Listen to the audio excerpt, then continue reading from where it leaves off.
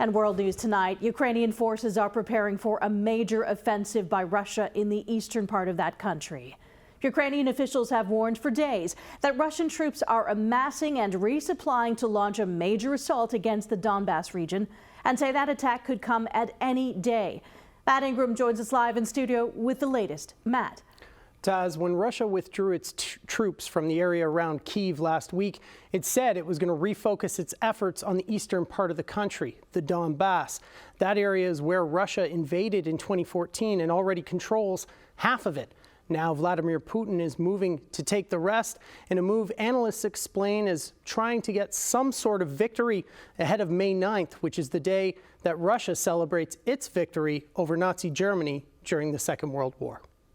Today, tomorrow, 3-4 days from now, like literally very soon. She doesn't know exactly when the Russian attack is coming, but Ukrainian lawmaker Inna Sovsun says her nation's troops in Donbas are equal in number to the Russian troops on the ground and better prepared than they thought they would be as they continue to receive more arms from the West. We are receiving some weapons right now as we speak, so the question is whether they will be delivered to Donbas on due time. Ukrainian President Zelensky says more is needed and faster. The US and EU have pledged a combined $1.3 billion in additional military aid, and Canada is promising another $500 million. But even with more weapons, Sovsun says Russia has two advantages: air superiority and the presence of Ukrainian civilians. Because the Russians are using the civilians as hostages. Sovsun says evacuation efforts are being hampered by Russian bombing.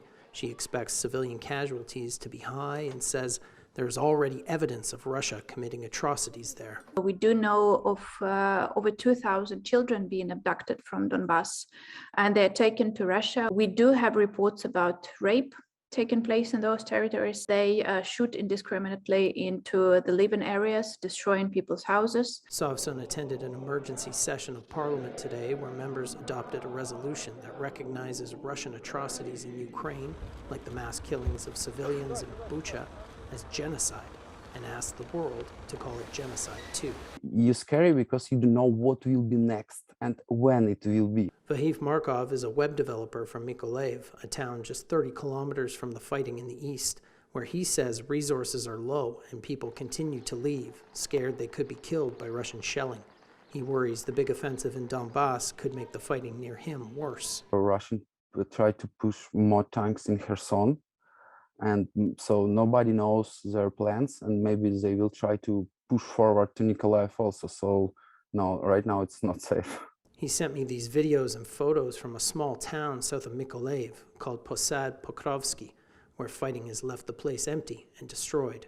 Further east in besieged Mariupol, Ukraine says its last two units of soldiers were able to link up, holding on to part of the town and continuing the fight.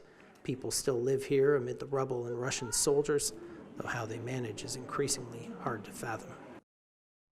In a blow to Russia's Navy, its Black Sea flagship, the Moskva, had to be evacuated. Russia says it was due to a fire that ignited and caused an explosion with some ammunition.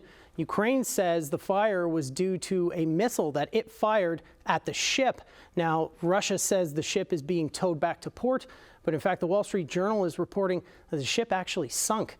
Meantime, here in Canada, the defense minister has pledged to send 150 members of the Canadian Armed Forces to Poland to help with humanitarian efforts on the border.